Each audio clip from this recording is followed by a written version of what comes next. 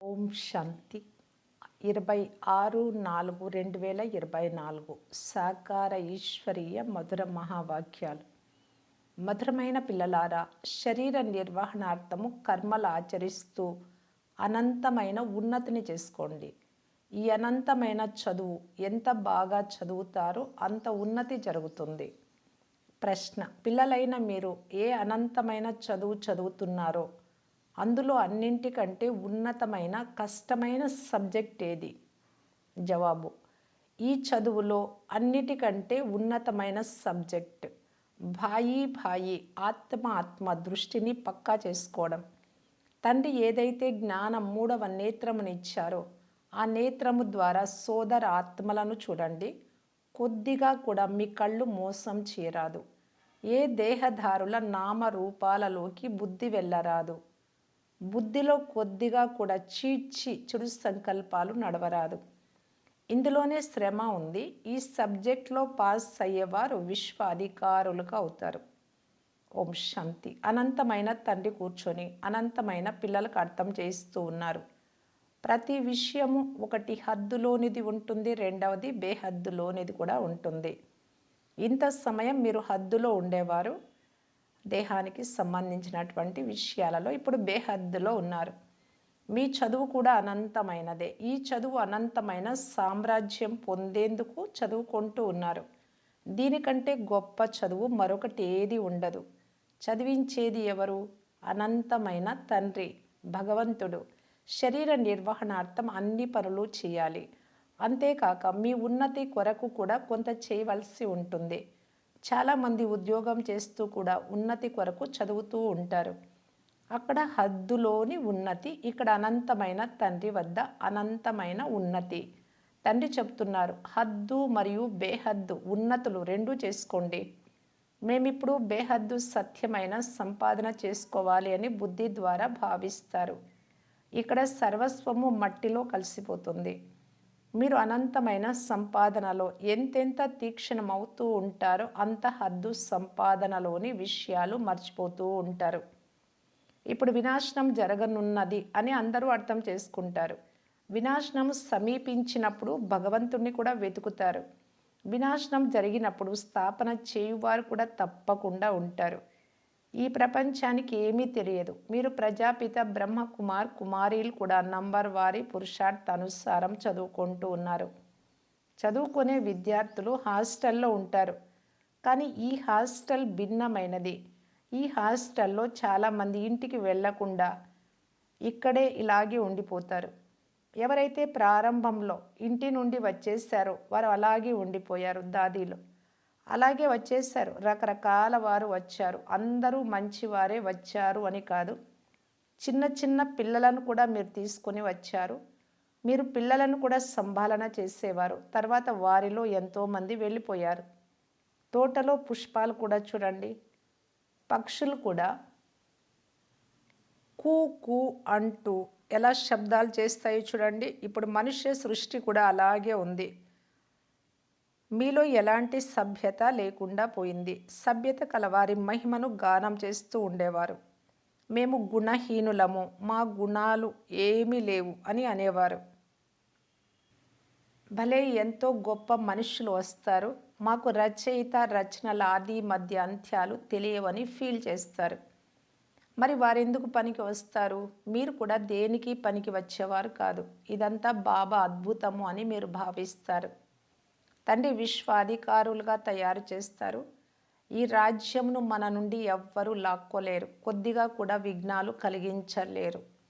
ఎలా ఉండేవారు ఎలా తయారవుతున్నారు? అలాంటి తండ్రి శ్రీమతమును తప్పకుండా అనుసరించాలి. భలే ప్రపంచంలో ఎంతో గ్లాని, హంగామా మొదలైనవన్నీ జరుగుతాయి. ఇవన్నీ క్రొత్త విషయాలు కావు. 5000 సంవత్సరాల క్రితం కూడా ఇలాగే జరిగింది. శాస్త్రాలలో కూడా ఉంది. ఈ భక్తి మార్గపు శాస్త్రాలను మళ్ళీ భక్తి మార్గంలో చదువుతారు అని పిల్లలకు తెలిపించారు. ఈ సమయంలో మీరు జ్ఞానము ద్వారా సుఖధామంలోకి వెళ్తారు. దాని కొరకు పురుషార్థం పూర్తిగా చేయాలి. ఇప్పుడు ఎంత పురుషార్థం చేస్తారో కల్పకల్పము అంతే జరుగుతుంది. మేము ఎంతవరకు ఉన్నత పదవిని పొందుకుంటాము అని ఆంతరికంగా పరిశీలించుకోవాలి. మేమెంత బాగా చదువుకుంటామో అంత ఉన్నత పదవిని పొందుకుంటాము అని ప్రతి విద్యార్థి అర్థం చేసుకోగలడు. వీరు మాకన్నా చురుకైన వారు, నేను కూడా చురుకుగా అవ్వాలి అని విద్యార్థులు భావిస్తారు. అలాగే వ్యాపారస్తులలో కూడా నేను వీరికంటే ఉన్నతి పొందాలి అనగా చురుకుగా అవ్వాలి అని ఉంటుంది. అల్పకాల సుఖం కొరకు శ్రమ చేస్తారు. తండ్రి చెప్తున్నారు, మధురాతి మధురమైన పిల్లలు, నేను మీకు ఎంతో గొప్ప తండ్రిని. సాకార తండ్రి కూడా ఉన్నారు, నిరాకార తండ్రి కూడా ఉన్నారు. ఇరువురు తండ్రులు కలిసి ఉన్నారు. వారిరువురు కలిసి చెప్తున్నారు, మధురమైన పిల్లలు, ఇప్పుడు మీరు అనంతమైన చదువును అర్థం చేసుకున్నారు. ఈ చదువు గురించి ఇతరులెవ్వరికీ తెలియదు. మొట్టమొదటి విషయం, మనల్ని చదివించేది ఎవరు? భగవంతుడు ఏం చదివిస్తూ ఉన్నారు? రాజయోగం. మీరు రాజ ఋషులు, వారు హఠయోగులు. వారు కూడా ఋషులే, అయితే వారు హద్దులోని ఋషులు. మేమిల్లు వాకిళ్ళు వదిలేసాము అని వారంటారు. ఇదేమైనా మంచి పనా? వికారాల కొరకు విసిగించినప్పుడు మీరు ఇల్లు వాకిళ్ళు వదిలేశారు. వారికేమి ఇబ్బంది కలిగింది? మీకు దెబ్బలు పడినప్పుడే మీరు పారిపోయి వచ్చేసారు. ఒక్కొక్కరిని అడగండి, ఒక్కొక్క కుమారిని, ఒక్కొక్క స్త్రీని వారు ఎన్ని దెబ్బలు తిన్నారో అడగండి. అందుకే వారు ఇక్కడికి వచ్చేసారు. ప్రారంభంలో ఎంతమంది వచ్చారు? ఇక్కడ జ్ఞానామృతం లభించేది కనుక మేము జ్ఞానామృతమును సేవించేందుకు ఓం రాధ వద్దకు వెళ్తాము అని పెద్దవారి వద్ద లెటర్ తీసుకొని వచ్చారు. వికారాల కొరకు ఈ జగడాలు, గలాటాలు ప్రారంభం నుండి వస్తూనే ఉన్నాయి. అసలు ఈ ప్రపంచం ఎప్పుడు వినాశనం అవుతుందో అప్పుడు ఈ గలాటాలు సమాప్తం అవుతాయి. తర్వాత అర్ధకల్పం వరకు ఎలాంటి గలాటాలు ఉండవు. ఇప్పుడు పిల్లలైన మీరు అనంతమైన తండ్రి నుండి ప్రాలబ్ధాన్ని తీసుకుంటారు. అనంతమైన తండ్రి అందరికీ అనంతమైన ప్రాలబ్ధాన్ని వారసత్వంగా ఇస్తున్నారు. ఇచట తండ్రి చెప్తున్నారు, మీరు ఆడపిల్లలైనా మగపిల్లలైనా ఇరువురు వారసత్వానికి హక్కుదారులే. ఆ లౌకిక తండ్రికి భేదభావాలు ఉంటాయి. కేవలం మగపిల్లలనే వారసులుగా చేస్తారు. పత్నిని అర్ధ భాగస్వామి అని అంటారు, కానీ వారికి కూడా భాగం ఇవ్వరు. మగపిల్లలే సంపాలన చేస్తారు. తండ్రికి మగపిల్లలపై మోహం ఉంటుంది, కానీ ఈ తండ్రి నియమానుసారం పిల్లలందరికీ వారసత్వం ఇస్తారు. ఇక్కడ మగపిల్లలు ఆడపిల్లలు అను తేడానే లేదు. మీరు అనంతమైన తండ్రి నుండి ఎంతో సుఖ వారసత్వాన్ని తీసుకుంటారు. అయినా పూర్తిగా చదవరు, చదువును వదిలేస్తారు. పిల్లలు ఇలా వ్రాస్తారు, బాబా ఫలానా వారు రక్తంతో వ్రాసి ఇచ్చారు, కానీ ఇప్పుడు సెంటర్కు రావడం లేదు అని. బాబా మీరు ప్రేమించండి లేక తిరస్కరించండి, మేము మిమ్ములను ఎప్పుడూ వదలము అని రక్తంతో కూడా వ్రాస్తారు. కానీ పాలన తీసుకొని మళ్ళీ వెళ్ళిపోతారు. ఇదంతా డ్రామా అని బాబా అర్థం చేయించారు. కొందరు ఆశ్చర్యకరంగా పారిపోతారు. ఇక్కడ కూర్చున్నప్పుడు ఇలాంటి అనంతమైన తండ్రిని మేము ఎలా వదులుతాము అనే నిశ్చయం ఉంటుంది. ఇది చదువు కూడా అయింది. నేను జతలో తీసుకెళ్తాను అని తండ్రి గ్యారంటీ కూడా ఇస్తారు. సత్యుగం ఆదిలో ఇంతమంది మనుషులు లేరు. ఇప్పుడు సంగమ యుగంలో మనుషులందరూ ఉన్నారు. సత్యుగంలో చాలా కొద్ది మంది మాత్రమే ఉంటారు. ఇన్ని ధర్మాల వారు ఎవ్వరూ ఉండరు. అందుకు అన్ని ఏర్పాట్లు జరుగుతూ ఉన్నాయి. ఈ శరీరాన్ని వదిలి శాంతిధామానికి వెళ్ళిపోతారు. లెక్కాచారం సమాప్తం చేసుకొని పాత్రను అభినయించేందుకు ఎక్కడి నుండి వచ్చారు, పరంధామం నుండి అక్కడికే వెళ్ళిపోతారు. మామూలుగా అయితే 2 గంటల నాటకం ఉంటుంది, కానీ ఇది అనంతమైన నాటకం. మీరు కూడా ఇంటిలో నివసించేవారు ఒకే తండ్రి పిల్లలము అని మీకు తెలుసు. నిర్వాణధామము ఆత్మల నివాస స్థానమని, అది శబ్దానికి అతీతమని కూడా మీకు తెలుసు. అక్కడ శబ్దం ఉండదు. బ్రహ్మతత్వంలో లీనమైపోతాము అని మనుషులు భావిస్తారు. బాబా చెప్తారు, ఆత్మ అవినాశి, అది ఎప్పుడు వినాశనం అవ్వదు. ఎంతమంది జీవాత్మలు ఉన్నారు? ఆత్మ అవినాశి శరీరము ద్వారా పాత్రను అభినయిస్తుంది. ఆత్మలందరూ డ్రామాలోని పాత్రధారులే. ఆత్మల నివాస స్థానము బ్రహ్మాండము, అది ఆత్మల ఇల్లు. అక్కడ ఆత్మ గ్రుడ్డు వలె కనిపిస్తుంది. అక్కడ బ్రహ్మాండంలో ఆత్మలో నివసించే స్థానం ఉంది. ప్రతి విషయాన్ని బాగా అర్థం చేసుకోవాలి. ఒకవేళ అర్థం కాలేదు అంటే వింటూ ఉన్నట్లయితే ముందు ముందు మీరే అర్థం చేసుకుంటారు. వదిలివేశారు అంటే ఏమీ అర్థం చేసుకోలేరు. ఈ పాత ప్రపంచం సమాప్తమై నూతన ప్రపంచం స్థాపన అవుతుంది అని పిల్లలైనా మీకు తెలుసు. నిన్న మీరు విశ్వాధికారులుగా ఉండేవారు, ఇప్పుడు మళ్ళీ విశ్వాధికారులుగా అయ్యేందుకు వచ్చారు అని తండ్రి చెప్తారు. బాబా మిమ్మల్ని ఎలాంటి అధికారులుగా చేస్తారు అంటే దానిని మీ నుండి ఎవ్వరూ లాక్కోలేరు. ఈ పాట కూడా ఉంది కదా. భూమి ఆకాశాలు మొదలైన వాటిపైన మీకు అధికారం ఉంటుంది. ఈ ప్రపంచంలో ఏమేం ఉన్నాయో చూడండి. అందరూ స్వార్థం కలిగిన సహచరులు. అక్కడైతే అలా ఉండరు. ఈ ధనము సంపద అంతా మీకు ఇచ్చి వెళ్తున్నాను, దీనిని మంచి రీతిగా సంభాళించండి అని పిల్లలకు లౌకిక తండ్రి కూడా చెప్తారు. అలాగే అనంతమైన తండ్రి కూడా చెప్తారు, మీకు ధనము సంపద అంతా ఇస్తాను, మమ్మలను పావన ప్రపంచానికి తీసుకెళ్ళండి అని మీరు నన్ను పిలిచారు కనుక తప్పకుండా పావనంగా చేసి విశ్వ అధికారులుగా చేస్తాను. తండ్రి ఎంతో యుక్తిగా అర్థం చేయిస్తూ ఉన్నారు. దీని పేరే సహజ జ్ఞానము, సహజ యోగము. ఒక్క సెకండు ముక్తి, జీవన్ముక్తి లభిస్తుంది. ఇప్పుడు మీరు ఎంతో విశాల బుద్ధి కలవారిగా అయ్యారు. మేము అనంతమైన తండ్రి ద్వారా చదువుకుంటున్నాము అనే చింతన జరుగుతూ ఉండాలి. మనము మన కొరకే రాజ్య స్థాపన చేస్తున్నాము కనుక అందులో మన ఉన్నత పదవిని ఎందుకు పొందుకోరాదు? తక్కువ పదవి ఎందుకు పొందాలి? రాజధాని స్థాపన అవుతోంది, అందులో కూడా పదవులు ఉంటాయి కదా. దాసదాసీలు అనేక మంది ఉంటారు, వారు కూడా చాలా సుఖం పొందుకుంటారు. రాజుల జతలోనే రాజభవనాలలోనే ఉంటారు కొద్దిమంది దాసీలు. పిల్లలు మొదలైన వారిని సంభాలన చేస్తూ ఉంటారు, ఎంతో సుఖంగా ఉంటారు. దాసదాసీలు అని పేరుకు మాత్రమే. రాజారాణులు ఏం తింటారో అదే దాసదాసీలు కూడా తింటారు, కానీ ఆ భోజనం ప్రజలకు లభించదు. దాసదాసీలకు కూడా చాలా గౌరవం ఉంటుంది, కానీ వారిలో కూడా నంబర్ వారుగా ఉంటారు. పిల్లలైనా మీరు పూర్తి విశ్వాధికారులుగా అవుతారు. ఇక్కడ కూడా రాజుల వద్ద దాసదాసీలు ఉంటారు. రాజకుమారుల సభ జరిగినప్పుడు పరస్పరం ఒకరినొకరు కలిసినప్పుడు పూర్తి శృంగారింపబడి కిరీటము మొదలైన వాటితో అలంకృతులై ఉంటారు. మళ్ళీ వారిలో కూడా నెంబర్ వారిగా పెద్ద శోభాయమాయమైన సభ నడుస్తుంది. అందులో రాణులు కూర్చోరు, వారు పరదా వెనుక ఉంటారు.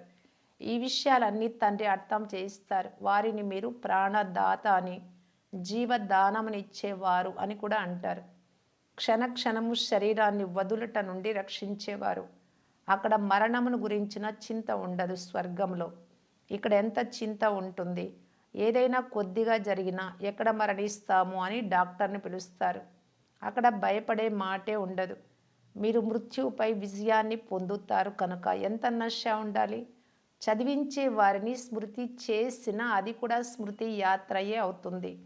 తండ్రి, టీచరు, సద్గురువును స్మృతి చేసినప్పటికీ అది మంచిదే.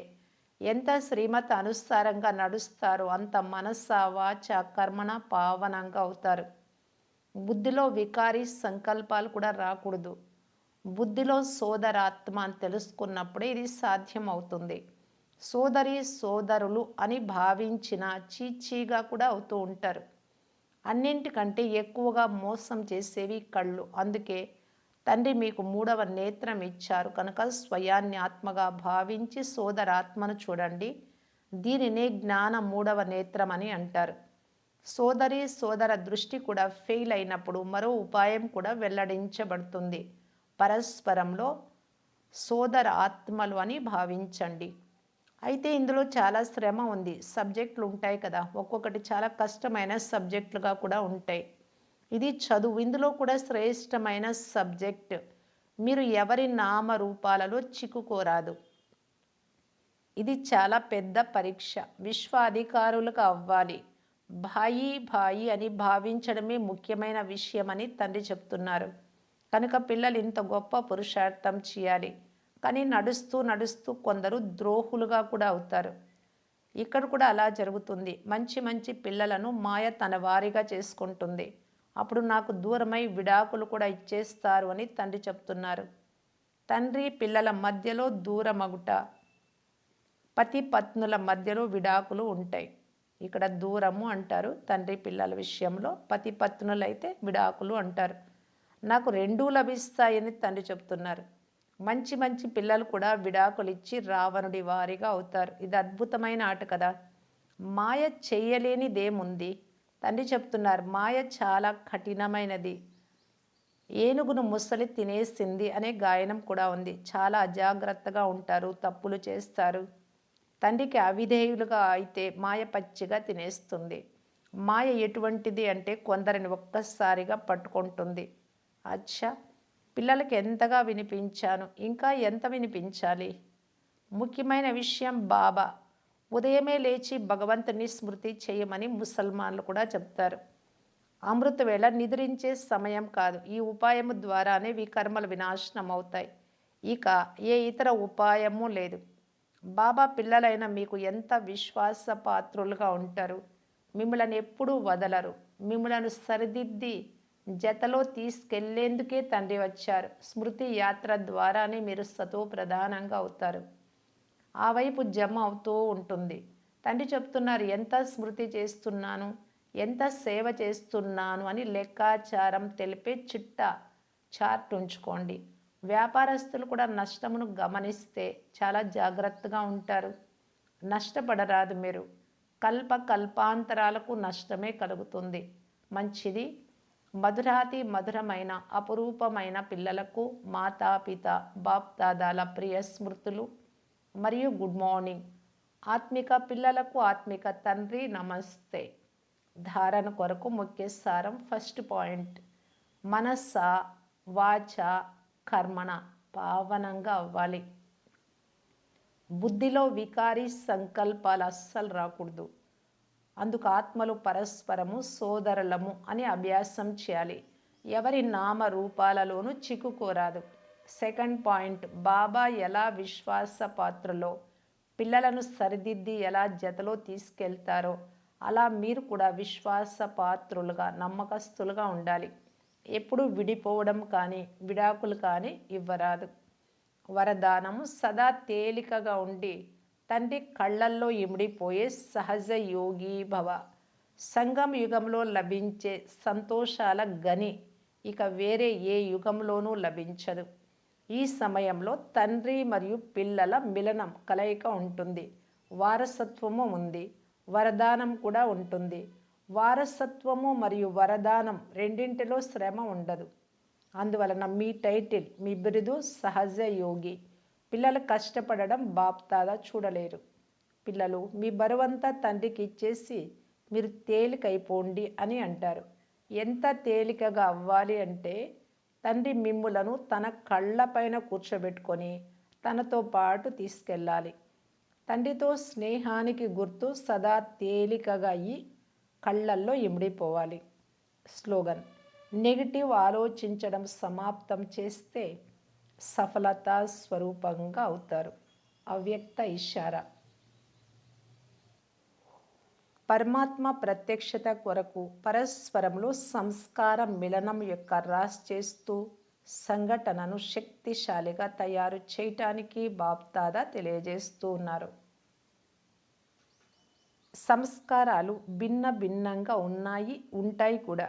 కానీ సంస్కారాలను ఢీకొనటము లేక వారి నుండి దూరమయ్యి సేఫ్గా ఉండాలి అనుకోవడం మీపైన ఆధారపడి ఉంది. ఏదైనా జరగని కానీ ఇతరుల సంస్కారాలు అలా ఉన్నాయి అంటే మిగతా వారు చప్పట్లు చర్చకండి. ఒకవేళ వారు మారకపోని మీరు మిమ్మల్ని మార్చుకోగలరు కదా. ప్రతి ఒక్కరూ తమను చేంజ్ చేసుకున్నారు, ఇముడ్చుకునే శక్తిని ధారణ చేశారు అంటే ఇతరుల సంస్కారం కూడా తప్పక శీతలంగా కాగలదు. ఓం శాంతి.